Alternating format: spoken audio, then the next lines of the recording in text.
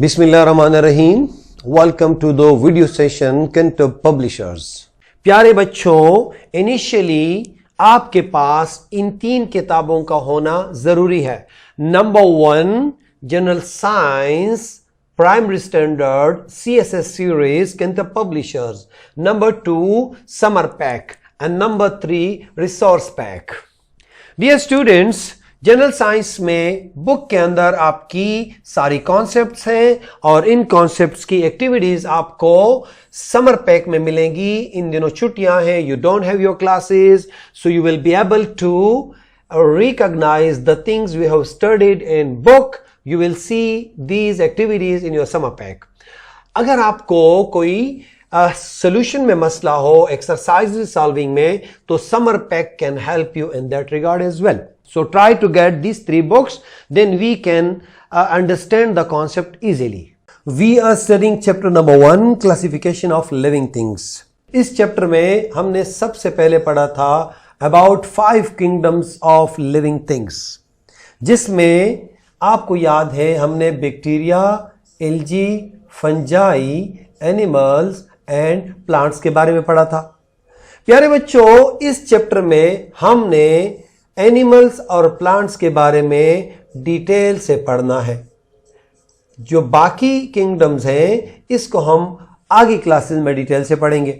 तो हमने शुरू किया एनिमल्स से और हमने देखा कि एनिमल्स को प्राइमरीली 2 बड़े बड़े ग्रुप्स में डिवाइड किया गया है. और ये क्लासिफिकेशन किस बुनियाद पे हुई है? यस, ये बैकबोन पे की बुनियाद पे हुई है.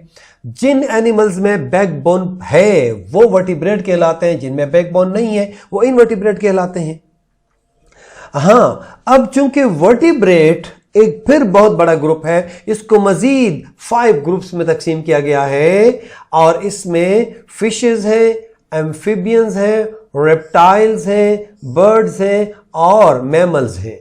और मैमल्स फिर बहुत बड़ा ग्रुप है, उसको 3 और क्लासेस में डिवाइड किया गया है, जिसमें एग लाइंग मैमल्स हैं, इसमें पाउच मैमल्स हैं और जिसमें प्लेसेंटल मैमल्स हैं. इसी तरीके से इनवर्टिब्रेट के भी 2 बड़े बड़े ग्रुप हैं और उसमें वर्म्स हैं जो कि मजीद 3 क्लास में डिवाइड किए गए हैं. उसमें फ्लैट वर्म है, राउंड वर्म है, सेगमेंटेड वर्म्स हैं और जो बड़ा ग्रुप है इंसेक्ट्स. ये किस बुनियाद पे है? ये भी इनकी बॉडी स्ट्रक्चर, बॉडी शेप्स मुख्तलिफ होती हैं, इनका रहन सहन का तरीका भी डिफरेंट होता है, लिहाजा इनके 2 बड़े ग्रुप्स हैं, worms and insects. And now this is the turn off plants. जिस तरीके से हमने एनिमल में हमने क्लासिफिकेशन की थी, इसी तरीके से हम अभी प्लांट्स में भी क्लासिफिकेशन करेंगे. डियर स्टूडेंट्स, प्लांट में भी 2 बड़े बड़े ग्रुप हैं. Number 1 is non flowering plants and number 2 is flowering plants. Non flowering plants कौन से हैं? नॉन फ्लावरिंग प्लांट्स वो हैं जो फ्लावर्स नहीं बनाते, जो फ्लावर्स के बगैर सीड्स बन जाती हैं या स्पोर्स बन जाती हैं या और तरीके रिप्रोडक्शन के लिए इस्तेमाल होते हैं, उनको नॉन फ्लावरिंग प्लांट्स कहते हैं. फ्लावरिंग प्लांट्स वो हैं जो बाकायदा उनके ऊपर फ्लावर्स आते हैं और उनसे फ्रूट और सीड बनते हैं और उस तरीके से उनकी रिप्रोडक्शन कंटिन्यू रहती है. तो my dear students, non flowering plants में जो सबसे छोटे प्लांट्स हैं वो हैं मॉसेस. और ये इतने छोटे हैं कि हत्ता कि ये किससे मिलते हैं? ये एल्गी से मिलते हैं. आप लोगों ने एल्गी के बारे में पढ़ा था. अब ये क्या है? ये एल्गी के साथ इनकी सिमिलरिटीज क्या है? इनके साथ ये सिमिलरिटीज है कि जिस तरह यहां पे ये छोटे, इनमें बाकायदा तौर पे रूट्स नहीं होते, इसी तरीके से मॉसेस में भी रूट्स नहीं होते. और देखें, they lack proper water and food transport system भी नहीं होता. They only have roots structures like called as rhizide and they do not absorb water. ये पानी absorb भी नहीं करते. They only grow near water as their habitat. यहां पे प्यारे बच्चों जो मेन नोट करने की चीज है कि they reproduce by spores. क्योंकि इसमें फ्लावर्स आते नहीं है जिससे सीड्स बने, ये डायरेक्टली पानी के गिर्द के नजदीक पैदा होते हैं और यहां से इनसे स्पोर्स बन जाते हैं और स्पोर जमीन पे गिर के दोबारा से उसमें प्लांट्स बनते हैं। उससे दूसरे नंबर पे जो प्यारे बच्चों है दैट इज फर्न्स। फर्न्स क्या है? This are one step above of that of mosses. ये मॉसिस से थोड़ा बड़े होते हैं, एल्जिस से बड़े होते हैं और इनके अंदर रूट्स भी होते हैं, स्टेम भी होते हैं, स्पेशलाइज्ड लीव्स भी होते हैं जिनको फ्रॉन्ट्स कहते हैं। ये एक फ्रॉन्ट्स है जो आपको नजर आ रहे हैं प्यारे बच्चों, और इनके फ्रॉन्ट्स के बैक साइड पे स्पोर्स होते हैं जो आपको, ये स्पोर्स हैं जो येलो कलर के जो आपको नजर आ रहे हैं, ये क्या है? ये स्पोर्स है और ये गिर जाते हैं जमीन पे और इससे फिर और प्लांट्स बनते हैं। लिहाजा यहां पे हमने देखा कि ये भी बाई स्पोर्स है और इसमें भी इसके फ्रंट्स के नीचे स्पोर्स बनते हैं और स्पोर्स गिरते हैं। लेकिन इसमें डिफरेंस थोड़ा सा ये है, they are taller in length than that of algae and mosses have, and they have water and found transport system due to presence of proper stem। इनमें proper stem है, उसमें proper stem roots नहीं है mosses में। they also love to grow near moist and shady places as their spores germination required water।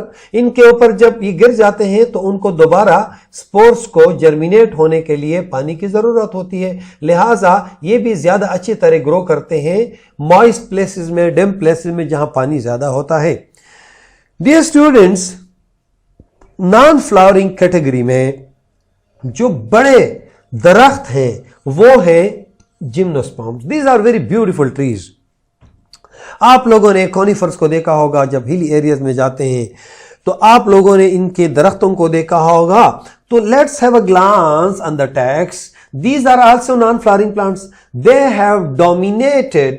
Have dominant feature that they produce seeds. Their seeds are naked and these plants lack the production of any flower or fruit। प्यारे बच्चों, ये कौन है? और ये directly इनके stem पे उगते हैं और इसमें जो आपको नजर आ रहे हैं ओपन, इनके अंदर चलगोजे नजर आते हैं। से दिस थिंग, ये क्या चीज है? इनमें फ्रूट नहीं बनता। नॉर्मली तो आप लोग अगर आप आम खाते हैं, जब आप एप्पल खाते हैं तो उसमें क्या होता है प्यारे बच्चों? अगर आप एप्पल को खाते हैं तो एप्पल के अंदर सीड्स जब आप खोलते हैं तो इसके अंदर आपको सीड नजर आते हैं। जब आप मैंगो को भी खाते हैं तो मैंगो में आपको एक बड़ा इसके अंदर एक सीड होता है। एज लॉन्ग एज ये non flowering plants is concern, तो नॉन फ्लावरिंग प्लांट्स ना फ्लावर लाते हैं और ना फ्रूट लाते हैं। ये क्या करते हैं? डायरेक्टली इन पे ये सीड्स बन जाते हैं और वो नीचे गिरते हैं और उससे दोबारा फिर नए प्लांट्स बनते हैं। They have sharp needle like, ये देखिए प्यारे बच्चों, they have sharp needle like leaves। they have separate male and female cones। this is cone, ये cone है। in which seeds are produced। they possesses a well developed water and food transport system। they love to grow in colder region। at a higher altitude they are tallest trees in the world। these trees are economically very important। आप लोग कहीं पे hilly areas में गए, मरी की तरफ गए हैं, स्वाद एबटाबाद की तरफ गए हैं, तो प्यारे बच्चों आपको ये वाले ट्रीज बहुत ज्यादा नजर आते हैं क्योंकि ये कोल्ड रीजन में ज्यादा अच्छे तरीके से खुश होते हैं और वहां पे ग्रो करते हैं। सो माय डियर स्टूडेंट्स, आप लोगों ने डिटेल से पढ़ा about mosses, about ferns, about gymnosperm. So हम ये कह सकते हैं that now you are able to do all kind of questions on this topic on non-flowering plants।